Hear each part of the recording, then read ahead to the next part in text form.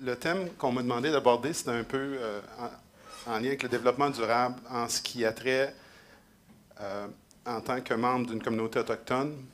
Fait que, après y avoir pensé, j'ai j'ai discuté avec des gens. Puis ce qui ressortait souvent, c'était, quand on parle de développement durable, les perceptions entre les gens, je veux dire, du Sud, puis les gens du Nord, c'est-à-dire le Nord québécois. Vous me pardonnerez, mais je ne dirais pas Nord du Québec ou Nord québécois.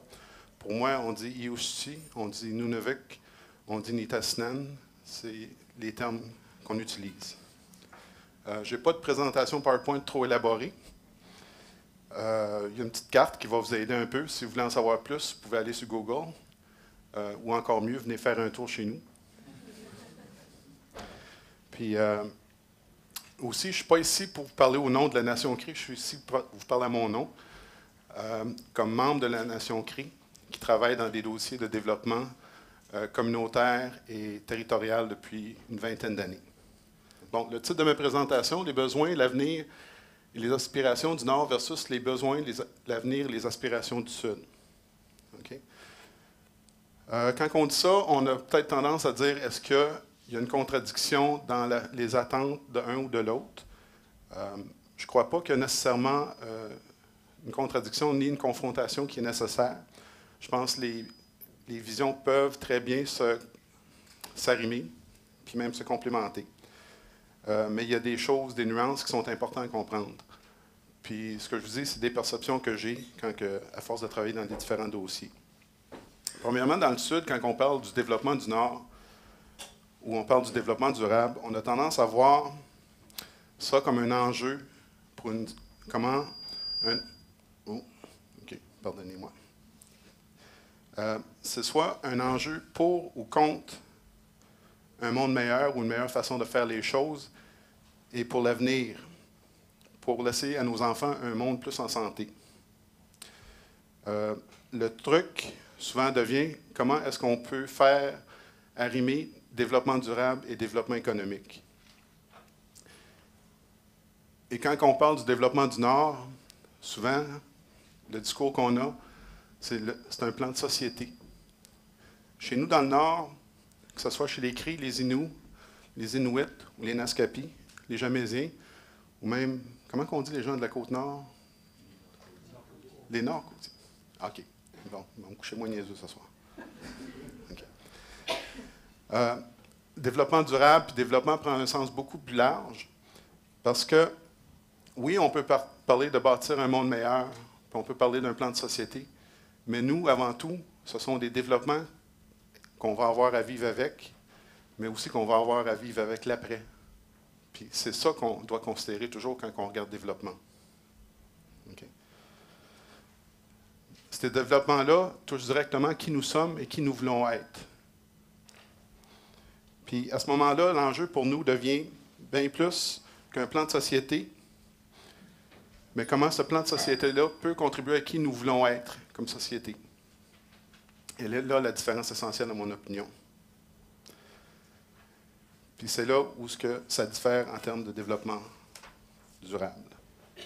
Quand on regarde le nord du Québec, on parle d'à peu près une quarantaine de communautés autochtones qui se trouvent être touchées par le fameux plan Nord. Je ne sais pas c'est quoi la nouvelle désignation, je l'oublie toujours. Mais ce sont des communautés qui vont avoir à vivre avec le développement. C'est des communautés qui devraient et qui doivent être impliquées dans ce développement-là. Puis maintenant, ce qu'on trouve, c'est souvent que le débat sur ce développement-là se fait à partir du Sud, que ce soit autant des promoteurs que des opposants au développement. Puis on nous dit que ce sont les ressources de tous les Québécois. Cependant, il faut se poser la question, c'est peut-être les ressources de tous les Québécois, mais c'est qui vont avoir à vivre avec tout ça? Okay. Puis est-ce que le débat se fait avec la participation des gens du Nord? Autant au niveau de sa planification que son après. Okay. Puis, on regarde, on essaie de faire une distinction entre développement hydroélectrique, développement éolien, développement minier. Puis ce que je peux dire de ça, c'est pas à cause que c'est une ressource renouvelable que les effets sont pour le moins ont moins d'impact. Ce n'est pas à cause qu'une ressource est non renouvelable qu'elle est nécessairement néfaste dans son exploitation. Chez nous, à Mistassini, il n'y a pas de pointeur. Ici. Moi, je reste là. Le territoire est à la base de qui nous sommes, de qui je suis. Puis, c'est ce territoire-là pour lequel nous nous sommes battus souvent à grands coups. Les Cris ont été chanceux. On a réussi à avoir la Convention de la baie James, même si elle nous a été imposée. Si on regarde, comparé à d'autres nations autochtones, à part les Inuits, les Cris ont un gros avantage sur plusieurs groupes à cause de cette Convention de la baie James-là. Okay. À Mistassini, on a le plus grand lac au Québec. On a aussi, juste au nord de ça, les monts Atish.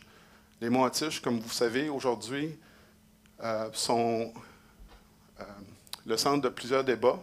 Il y a la mine de diamants qui devrait ouvrir probablement d'ici 2 ans, mais il y a aussi le projet d'uranium de Strateco qui est dans ces monts Atish-là. Okay. Mes grands-parents, mes arrière-grands-parents, c'est-à-dire, sont enterrés sous le réservoir de Kenya-Pisco. Donc, c'est pour ça que quand on me dit qu'une ressource est renouvelable, elle est bonne, je ne suis pas convaincu de ça. Mon grand-père, lui, a été élevé par une autre famille, car sa famille était morte de famine. Puis moi, j'ai passé mes étés à grandir à Mistassini avec mes grands-parents. On n'avait ni eau ni électricité. Chaque matin, il fallait aller chercher l'eau avant de commencer à jouer. Puis avec le temps, on a vu les grands changements. On est passé d'une communauté qu'on peut dire qu'on n'avait pas grand-chose, puis aujourd'hui, j'oserais dire qu'on a peut-être trop. Puis malgré les changements qu'on nous a qu'on a vécu avec, une chose qu'on m'a toujours enseignée et qu'on enseigne toujours à nos enfants, c'est que le territoire, c'est la base de qui nous sommes. C'est la base de qui on veut être. Okay? Puis dans chaque projet que je travaille, c'est toujours ma réflexion. Puis j'oserais même dire que peu importe la Première Nation avec laquelle on fait affaire, cette perception-là est la même. Le territoire est à la base de qui ils sont et qui ils veulent être. Okay? Donc, revenons à la question de qu'est-ce que le développement durable. Si vous demandez à votre voisin c'est quoi le développement durable, vous allez avoir une réponse différente de l'autre voisin à côté. Par contre, il y a souvent 3 thèmes qui reviennent, soit l'environnement, soit l'économie, soit les emplois. Mais même si ces 3 thèmes-là ont tendance à revenir toujours, l'ordre et l'importance qu'on leur accorde va varier d'une personne à l'autre, même d'une communauté à l'autre. Okay. J'ai longtemps cherché à trouver c'était quoi une façon simple de résumer c'était quoi le développement durable. Puis j'ai trouvé d'autres façons que je trouvais intelligentes, mais aujourd'hui je réalise qu'il y a quelqu'un qui m'a montré que c'était quoi. Je vais vous conter l'histoire. Il y a quelques semaines, on m'avait invité à faire une formation auprès d'enseignants au secteur adulte qui allaient travailler en milieu autochtone. Donc, je faisais une formation sur l'intégration. On parlait d'identité, de questions identitaires, etc. Puis à un moment donné, il y a une des enseignantes qui me dit « Oui, mais à un moment donné, les Autochtones, il faut voir qu'ils réalisent que le monde a changé. Il faut voir qu'ils acceptent de se moderniser. Ils n'auront pas le choix. » De mon côté, j'ai essayé d'être poli. C'est pas toujours évident pour moi. Mais il y avait une enseignante là, qui était d'origine congolaise. Elle n'avait pas dit un mot de la journée. C'était une personne, en tout cas, qui souriait, qui était très gentille. Puis je la voyais travailler dans sa chaise. Fait que quand je parlais à l'enseignante en disant que le fait que quelqu'un veuille travailler comme mineur, comme électricien, etc., n'enlève pas à son identité, et ne doit pas enlever à son identité, la personne a le droit de rester qui elle est. L'enseignante, son nom c'est Marie-Thérèse, a bondi de sa chaise. Puis elle dit à l'enseignante, elle dit « Madame, M. Baribeau a raison. » Elle dit « Une personne est autant composée de son passé, son présent et son avenir.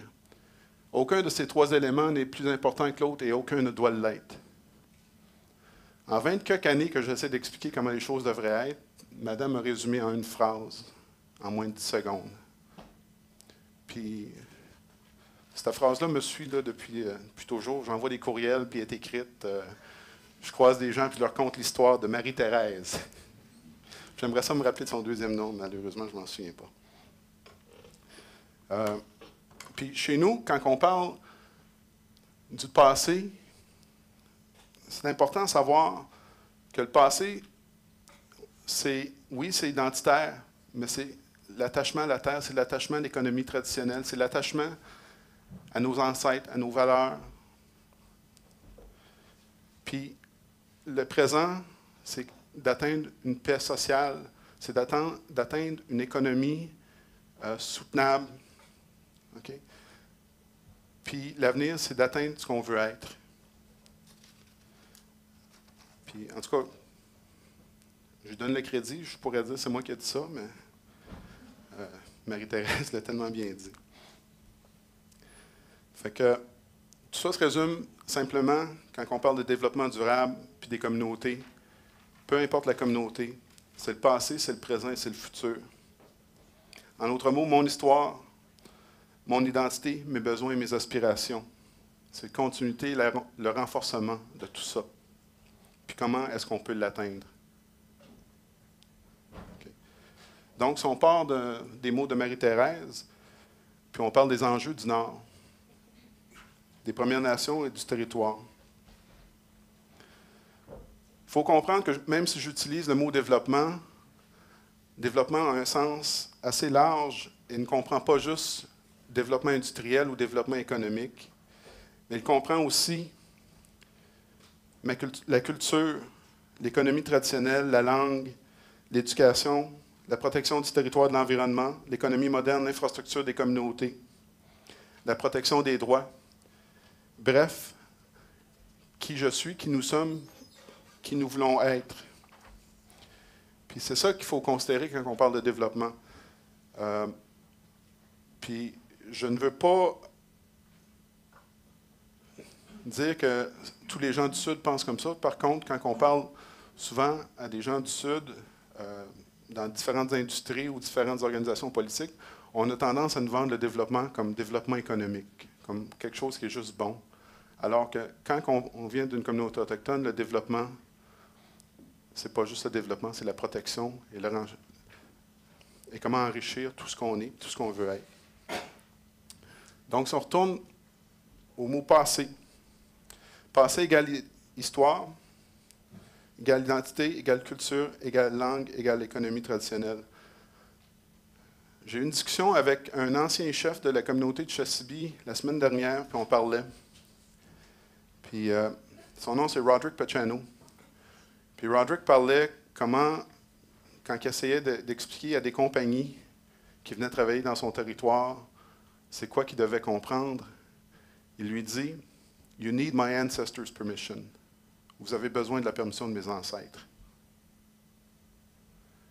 Parce qu'en ayant la permission des ancêtres, ça veut dire qu'on est capable de comprendre ce que la communauté veut, de qui est la communauté, de qui sont les gens. C'est ça que Roderick voulait dire, puis il disait qu'il y a souvent de la difficulté à faire comprendre ça.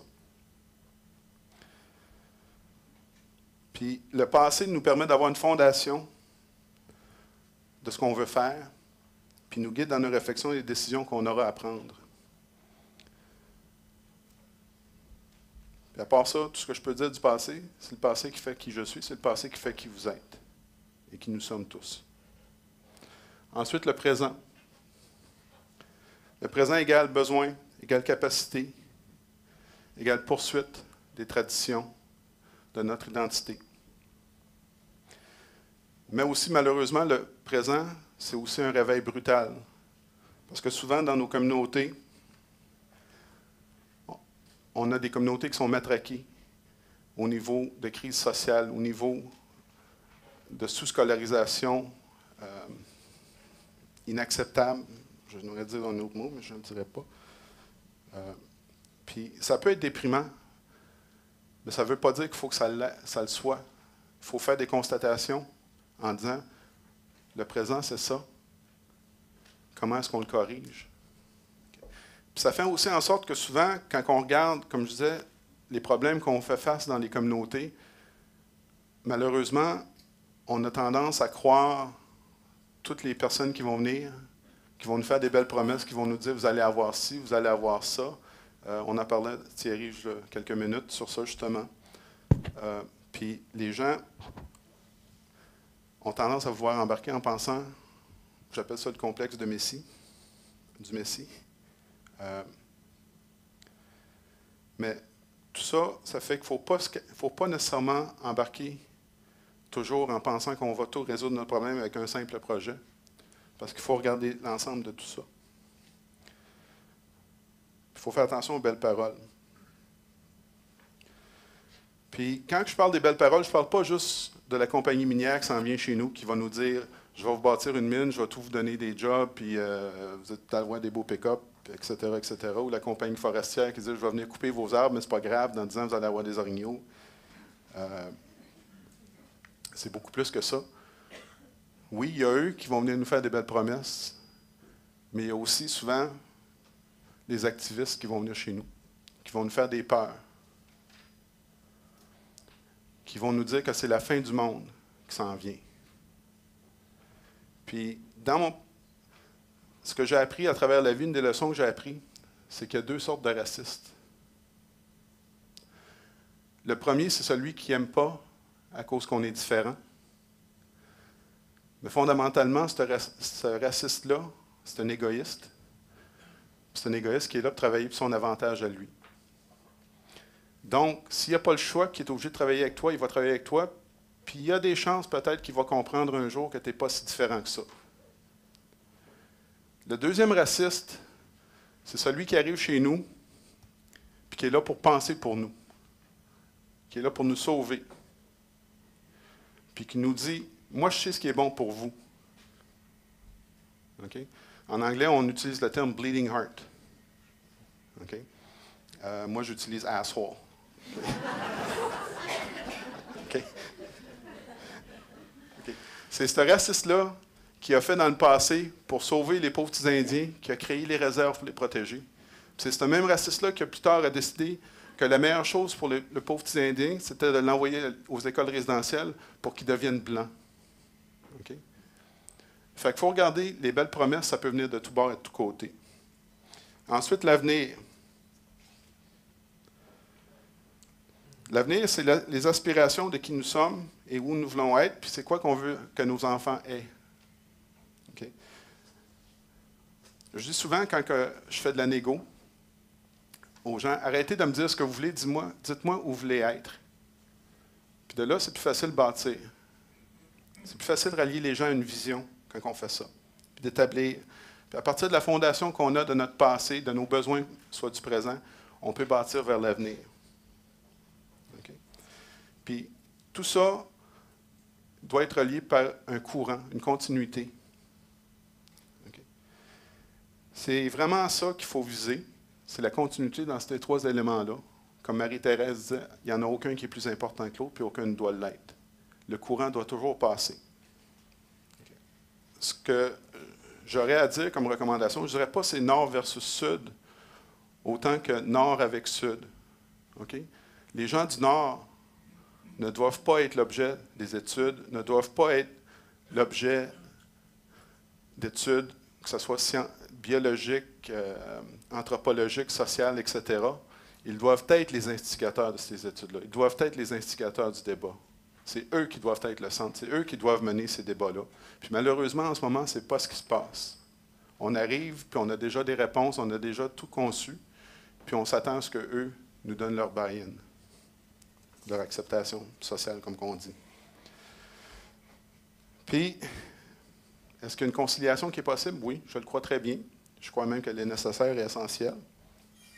Mais la condition centrale à la conciliation, c'est de faire en sorte de comprendre que la personne, dans ce cas-ci, les communautés du Nord, sont ceux qui auront à vivre avec le développement qui va se passer chez nous.